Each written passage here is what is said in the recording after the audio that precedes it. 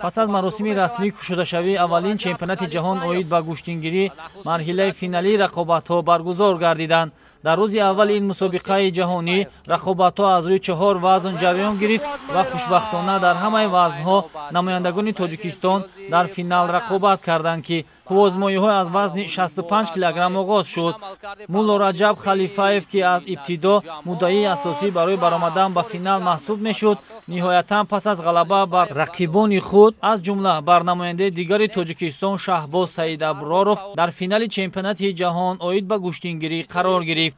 رقیب نهایی این پهلوان تاجیکستان ورزشگر از کشور روسیه ابرک نگوچوف محسوب میشد و مولا رجب خلیفاєв نظر به رقیبش فعالتر بود و توانست که عنوان قهرمانی جهان را در نمود گوشتنگیری به دست آورد. یادآور میشیم که این پهلوان ما قبلا چمپیون آسیا از روی این رشته ورزش نیز گردیده بود.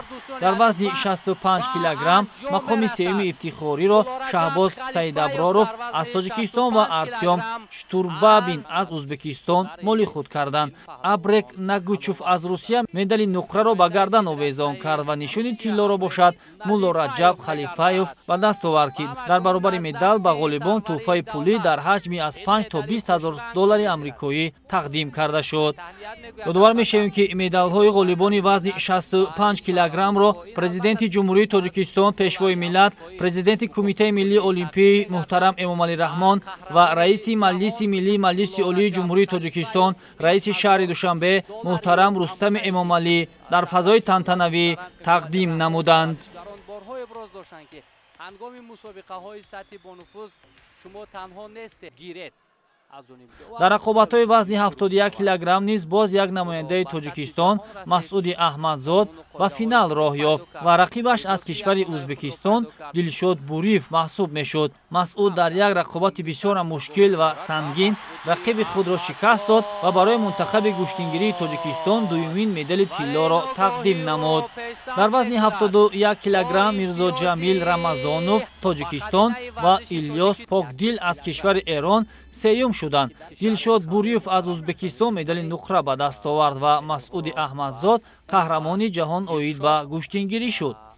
مدال های وزن 71 کیلوگرم را رئیس مجلس ملی مجلس عالی جمهوری تاجیکستان رئیس شهر دوشنبه محترم رستم امامعلی و برنده مدال برنجی بازی های المپی پاریژ 2024 تیمور رحیموف تقدیم نمودند. در رقابت بین بانوان باشد شاهیده قلندرова و همتای خود از کشور ازبکستان گلنازه مدنیازова به میدان برآمد. قوازمایی آنها طولانی صورت گرفت و در نهایت گوشتنگیر بانوی ازبکستانی بر شاهیده قلندرова دستبالا شده مقام اول را به دست آورد.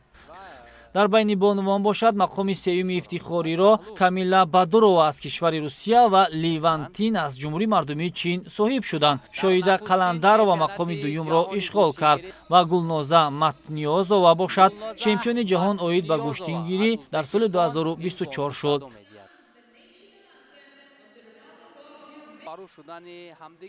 ورزشگران وزن سنگین داشته نیز در روز اول چمپیونات جهان ارزنده هنرنمایی کرده با پرتافت استفاده اصولهای زیبا درخشش خوبی داشتند. از میان اشتراکچیان تنها به 2 نفر شکرمحمد میرمحمدov و محسن حسامیدینov میسر گردید که به فینال برآیند.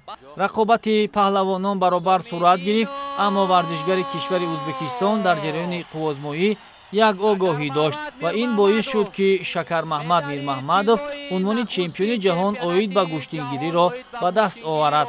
در وزن جمعی 95 کیلوگرم دانیل نته از رومانیا با همراهی بکموراد اولتیبویف از دسته فدراسیون بین‌المللی گوشتنگیری سزاوار زینه‌های سوم شدند. به همین ترتیب شکرمحمد میرمحمدov سزاوار جای اول گردیده با نشان زرین قهرمان جهان قدردانی شد. یادآور میشویم که به برندگان زینه‌های افتخاری همزمان تحفه‌های پولی سپاریده شد.